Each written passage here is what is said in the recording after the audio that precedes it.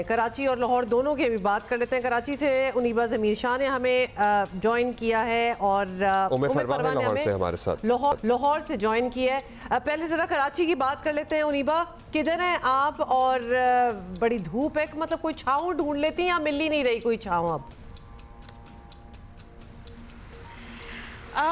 हुमा, आपने ऐसी बात की है वाकई कि छाँव मिलती नहीं। गाड़ी पार्क करने के लिए जाएं तो कराची में आपको दरख्त नहीं मिलते। आपको पता है कि लोगों ने अपने घरों से दरख्त इस वजह से भी काटे कि कचरा हो जाता है, और उन्होंने 80-80 गज के जो घर हैं उनको 3 मंजिला बनाना था तो क्यारियाँ ख़त्म कर दी गई। तो अब हम गाड़ी पार्क करने के लिए भी दरख्त ढूंढते रहते हैं। कराची में दरख्त नहीं मिलते। हालाँकि ये हम सब जानते हैं कि जब हम इस ओपन एयर में खड़े होते हैं, जो टेम्परेचर हमारा होता है, अगर हम किसी दरख्त के नीचे खड़े हों तो वो दर्जा हरारत 4 से 5 डिग्री सेंटीग्रेड कम हो जाता है। और मेरे साथ तो ये होता है कि कभी जब मैं बरगद के दरख्त के नीचे किसी का इंटरव्यू करती हूँ तो यकीन करें मुझे नींद आने लगती है, क्योंकि इतनी ठंडी हवा आती है। इन दरख्तों से जो गुजर कर हवा आती है वो ऑटोमेटिकली ठंडी हो जाती है, तो आपको मतलब थके हारे बंदे को तो उसमें नींद आ जाए। तो कराची में जो सब्ज़ा है वो तकरीबन, जो हमारे इंडिपेंडेंट सोर्सेज है वो कहते हैं कि 1% के करीब रह गया है।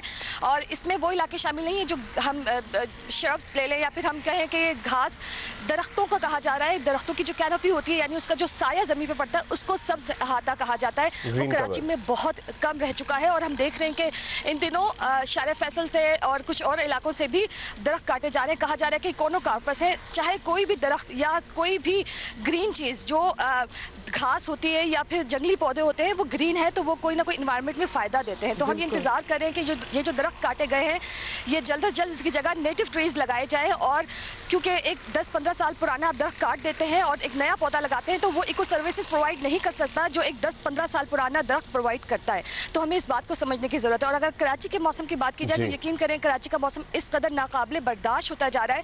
कराची में महसूस करने वाला जो दर्जा हरारत है वो 50 डिग्री सेंटीग्रेड से तजावुज़ कर जाता है। 54 तक यहाँ पर गया है। और कराची में 2015 के बाद ये पहली बार हुआ है कि जून में दर्जा हरारत 42 डिग्री सेंटीग्रेड को टच कर गया है। और कराची में टेम्परेचर इतना इशू नहीं है। कराची एक साहिली शहर है, जैसे आपने भी कहा कि समंदर किनारे बसे शहर में इतने एक्सट्रीम वेदर नहीं होते, क्योंकि यहाँ पे समुद्री हवाएं चलती रहती हैं। पहले ये होता था कि इन दिनों में समुद्री हवाएं जब ब्लॉक होती थी, क्योंकि कराची के जुनूब में एक हवा का कम दबाव बनता था, तो शुमाल मगरिब से बलूचिस्तान की हवाएं चलती थी। तो हम कहते थे कि बलूचिस्तान की गर्म और खुश्क हवाएं चल रही हैं। खुश्क का मतलब यह है कि आपका हीट इंडेक्स ज़्यादा नहीं जाता था। लेकिन इन दिनों क्योंकि अरबियन सी के भी क्लाइमेट चेंज है, अरबियन सी के टेम्परेचर रेज हैं, तो हवा में नमी का तनासुब बढ़ता जाता है। 1 डिग्री ग्लोबली अगर टेम्परेचर राइज होता है, 7.5 डिग्री सेंटीग्रेड राइज हो चुका है, तो आपके जो हवा में नमी का तनासुब है वो 7% से ज़्यादा जाता है। जो हीट इंडेक्स की हम बात करते हैं, ये सारा मसला हवा में नमी का तनासुब ज़ायद होने की वजह से है। You are very right. And also ये बाकी शहरों में शायद लोग जब हम गर्मी कंपैरिजन करते हैं तो अगर फिगर नंबर वाइज देखा जाए तो बाकी शहरों का ज़्यादा ही 42 और इस किस्म का आ रहा होता है, और कराची को देखें तो अक्सर 39, 37। तो लोग ये गलत फहमी में चले जाते हैं कि जी आपका तो टेम्परेचर चूंकि हमें ये नज़र आ रहा है तो मौसम बेहतर ही होगा, बट ह्यूमिडिटी लेवल जो हमारा है वो एक और लेयर ऑफ गर्मी है जो कि you have to feel it to understand. होता भी है मौसम, मतलब हमें पता है कि लाहौर में ज्यादा गर्मी पड़ती है और कराची में नेचुरली कंक्रीट का जंगल बन चुका है। बिल्कुल जी बिल्कुल। उम्मे फरवा भी हमारे साथ है। उनीबा हम आपके पास आएंगे। बिल्कुल, गुलिस्तान जौहर में जाएंगे तो वहाँ पे अर्बन हीट हाइडेंट का इफेक्ट बहुत ज्यादा होता है जी। वहाँ पे गुलिस्तान जौहर में अदरवाइज बाकी शहर से भी टेम्परेचर ज़्यादा रिकॉर्ड किया जाता है। You very right. Umme Farwa, आप भी हमें बताइएगा, लाहौर में आप तो किसी सब्ज़े के आगे हमें खड़ी नज़र आ रही हैं। लाहौर में जो हमारे दोस्त हैं, रिश्तेदार हैं, वो कह रहे हैं कि आप घर से बाहर कदम रखें और आपके कपड़े पसीने से ऐसे भीगते हैं कि कोई लम्हा नहीं है कि आप उन्हें खुश्क कर सकें। इतना बुरा हाल है शहरियों का। जी बिल्कुल। इस वक्त तो मैं बागे जना में मौजूद हूँ। लाहौर बागों का शहर है और वैसे तो यहाँ इतनी सोसाइटीज़ बन गई हैं कि यहाँ पे दरख्त तो बहुत कम रह गए हैं। हालांकि हर साल दरख्त लगते हैं लेकिन वो कहाँ जाते हैं पता नहीं।